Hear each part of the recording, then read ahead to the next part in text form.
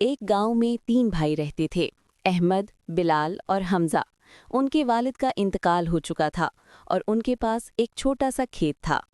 वालिद हमेशा कहा करते थे, बेटो, हमेशा आपस में मोहब्बत और इत्तेफाक से रहना, क्योंकि इत्तेफाक में ही बरकत है। वालिद के जाने के बाद तीनों भाइयों ने तय किया कि खेत को मिलकर संभालेंगे। शुरू के दिनों में सब बहुत मेहनत करते थे। अहमद हल चलाता, बिलाल बीज बोता और हमजा पानी देता। उनकी मेहनत और इत्तेफाक से खेत में खूब फसल हुई और गांव वाले भी उनकी मिसालें देने लगे। लेकिन जैसे जैसे वक्त गुजरा, शैतान ने उनके दिलों में इख्तिलाफ डाल दिया। एक दिन अहमद ने कहा, मैं सबसे ज्यादा मेहनत करता हूँ, मुझे ज्यादा हिस्सा मिलना चाहिए। बिलाल बोला, नहीं, बीज तो मैं खरीदता हूँ, तुम्हें ज्यादा क्यों मिले। और हमजा भी बोला, मैं रोज पानी देता हूँ, सबसे ज्यादा काम तो मैं करता हूँ। यूं वो तीनों झगड़ने लगे।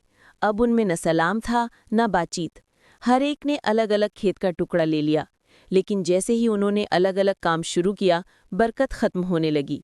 बारिश कम हुई, फसल सूख गई और जो थोड़ा बहुत अनाज मिला वो भी नुकसान में गया। एक दिन गांव के बुजुर्ग मौलवी साहब उनके पास आए। उन्होंने कहा, बेटो, तुम्हारे वालिद हमेशा कहा करते थे कि इत्तेफाक में बरकत है। तुमने आपस में मोहब्बत छोड़ दी, इसीलिए बरकत भी खत्म हो गई। ये सुनकर तीनों भाइयों की आंखों में आंसू आ गए। वो एक दूसरे से गले मिले और कहा कि हमसे गलती हो गई, अब हम दोबारा मिलकर काम करेंगे। अगले दिन से वो तीनों फिर एक साथ खेत में काम करने लगे। एक भाई जमीन तैयार करता, दूसरा बीज बोता, तीसरा पानी देता। फिर अल्लाह ने उनके खेत में इतनी बरकत दी कि पहले से भी ज्यादा फसल हुई। लोग फिर कहने लगे, ये देखो, इत्तेफाक में कैसी बरकत है।